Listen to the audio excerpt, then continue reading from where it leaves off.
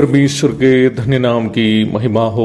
प्रभात मनन के सत्र 1427 में आप सभी का बहुत ही विनम्रता के साथ स्वागत करता हूं। आइए आज का मनन के लिए एक और बार हम पढ़ते हैं पहला तीमुथियुस अध्याय 6 पद 21। कितने इस ज्ञान का अंगीकार करके विश्वास से भटक गए, तुम पर अनुग्रह होता रहे। पत्रियों की परिसमाप्ति करते वक्त अपने पाठकों को परमेश्वर के अनुग्रह की कामना करनी प्रेरित पौलुस की एक शैली है। दूसरे थिस्सलुनीकी 3:17 में पौलुस ने यह कबूला है कि पत्री की परिसमाप्ति पर अनुग्रह की कामनाएं देना इस बात का प्रमाण है कि पत्री का लेखक पौलुस ही है। मैं अक्सर ये सोचता हूं कि पौलुस के जैसा एक ज्ञानी मनुष्य को क्या जरूरी थी कि हर पत्री को लगभग एक ही बात को कहते हुए समाप्त करना। क्या उनको शब्दों का अभाव था, कमी थी, कि दूसरे प्रकार के वाक्य की रचना करने में दिक्कत हो? बिल्कुल नहीं था। पौलुस लगभग 4 से अधिक भाषाओं में गहरा ज्ञान रखने वाला एक उच्च स्तरीय शिक्षा प्राप्त व्यक्ति था। फिर भी पौलुस अपनी हर पत्री की परिसमाप्ति पर ये क्यों लिखता था कि अपने पाठक के ऊपर परमेश्वर का अनुग्रह होता रहे? क्योंकि पौलुस इस बात को अच्छा से जानता था कि आत्मिक जीवन में हो या आत्मिक सेवा में सफलता पाने हेतु एक ही कारण है, जो है परमेश्वर का अनुग्रह। अनुग्रह के बिना हमारा आत्मिक जीवन उस सुंदर, बड़ा, अत्याधुनिक सुविधाओं का हवाई जहाज के समान है जिसका इंजन नहीं है। हम जिस जमाने में जीवन बिता रहे हैं, ये अत्याधुनिक हवाई जहाजों का भी जमाना है।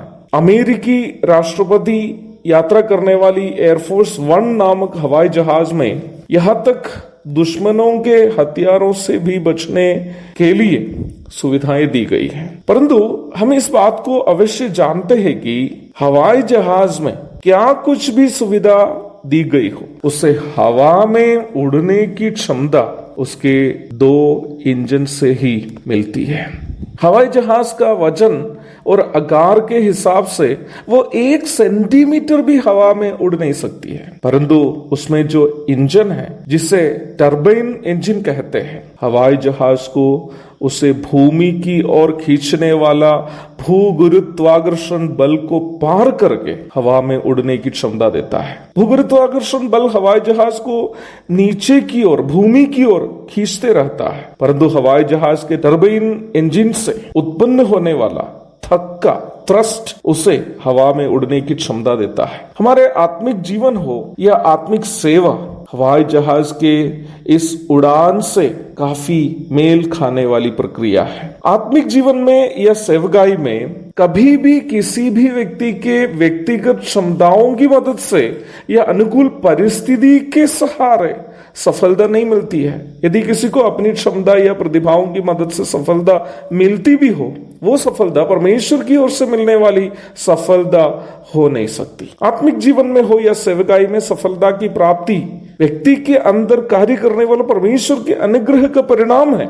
जैसे कि हम चिंतन किए थे कि प्रेरित पौलुस एक उच्च स्तरीय शिक्षा प्राप्त व्यक्ति था, परंतु सेवकाई में उनको मिली हुई सभी सफलता के श्रेय वो परमेश्वर के अनुग्रह को ही देता है। पहला कुरिन्थी 15:10। परमेश्वर के अनुग्रह का कार्य करने की तरीका बहुत ही अनोखी है। जब कोई अपनी सारी क्षमता और प्रतिभा परमेश्वर के चरणों तले समर्पण करके खुद को सबसे दुर्बल व्यक्ति के रूप में एहसास करते हुए परमेश्वर के अनुग्रह की कामना करता है, उस समय परमेश्वर का अनुग्रह उनमें कार्य करने लगता है। दूसरा कुरिन्थी 12:9। परमेश्वर का अनुग्रह बाज महिला को उसके 90 वर्ष की उम्र में मां बनाती है। परमेश्वर का अनुग्रह एक 16-17 वर्षीय बालक को इतनी क्षमता देता है कि वह एक राक्षस को एक ही पत्थर से मार गिरा देता है। परमेश्वर का अनुग्रह हमारे सम स्वभाव के मनुष्य को इतनी क्षमता देता है कि वह 3 वर्ष तक बादल को बंद रखता है कि वो वर्षा और ओस ना गिराए। परमेश्वर का अनुग्रह अनपढ़ साधारण मछुआरों को इतनी क्षमता देता है कि वे अपनी शिक्षा से दुनिया को उथल पुथल कर देते हैं। परमेश्वर का अनुग्रह एक क्षिप्र को भी, हत्यारा साउल को ऐसे बदल देता है कि वो परमेश्वर के प्रेम का प्रचार करने वाला पौलुस बन जाता है। परमेश्वर का अनुग्रह ऐसा है, अज्ञानी को ज्ञानी, निर्बल को बलवान, तुच्छ और हीन को आदर के पात्र बना देता है। तीमुथियुस को भेजी गई पौलुस की इस प्रथम पत्री को समाप्त करते वक्त आखिर में तीमुथियुस को देने के लिए पौलुस का संदेश यही है, हे तीमुथी, आत्मिक जीवन हो या प्रभु की सेवा, सफल होनी हो तो परमेश्वर के अनुग्रह की अनिवार्यता है।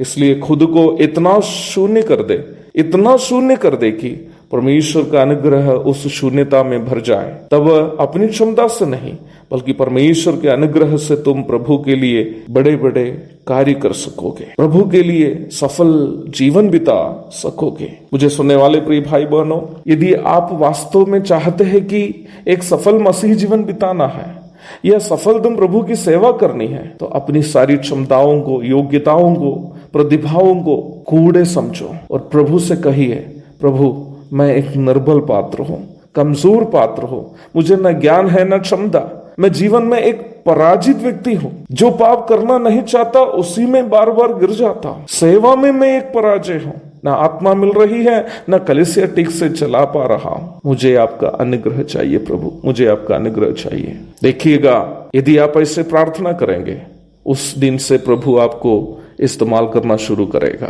तब से आपका आत्मिक जीवन साधारण से असाधारण बन जाएगा, तब से आपकी सेवा साधारण से असाधारण बन जाएगी। तीमुथियुस की पहली पत्री की परिसमाप्ति यह हो रही है। मेरे प्यारो, प्रभु के अनुग्रह की कामना हम करेंगे ताकि हमारा आत्मिक जीवन और आत्मिक सेवा असाधारण बन जाए। एक और शुभ दिन की धन्य कामनाओं के साथ आज का मनन का मैं यह पूर्ण विराम करता हूँ। मारानाथा।